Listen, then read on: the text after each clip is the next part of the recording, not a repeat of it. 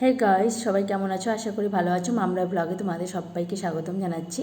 তো দেখো, রবিবারে গরম গরম খাসির মাংস হলে দুপুরে খুবই কিন্তু ভালো লাগে, তাই না? গরম ভাতের সাথে আর গরম গরম মাংস বা খাসির মাংস তো খেতেই এতটা মানে মানে ভালো লাগে, কি বলবো আর। তো চলো আমি তোমাদেরকে দেখাই খাসির মাংসটা আমি কিভাবে এত সুন্দর নরম করে রান্না করে দেখাবো।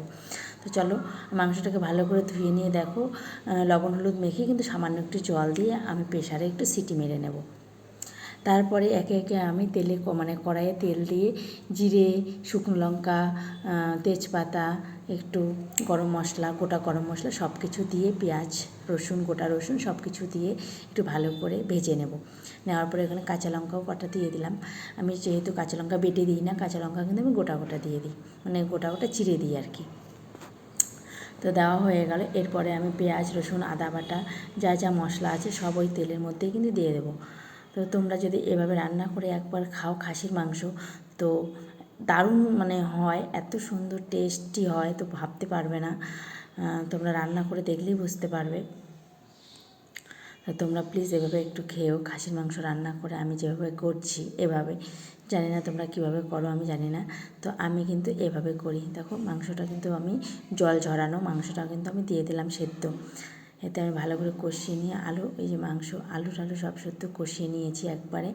তারপরে কিন্তু ওই যে মাংসর যে প্রেশারে যে জলটা ছিল, ওই জলটা আমি কিন্তু দিয়ে দিলাম মাংসর মধ্যে। দিয়ে এটাকে আমি কিন্তু আবার কষাবো, ভালো করে কষিয়ে নেব, ঠিক আছে? তো খাসির মাংস যেহেতু তো একটু না কষাতেই হবে, আমি যেহেতু তখন কষাইনি, শুধু সিটি মেরে নিয়েছি। তো এবার চলো তোমাদেরকে দেখাচ্ছি। এরপরে আমি এটাকে ঢেকে দিয়ে কিছুক্ষণ ঢাকনা উল্টে তোমাদেরকে আমি দেখাচ্ছি। দেখো কত সুন্দর একটা টেস্টি হয়েছে কিন্তু মাংসটা। খাসির মাংসটা দেখলেই তোমাদের কিন্তু খুব খেতে ইচ্ছে করবে, তাই কি না বলো? তো আমি এরপরে কিন্তু আমার রান্নাটা প্রায় শেষের দিকে।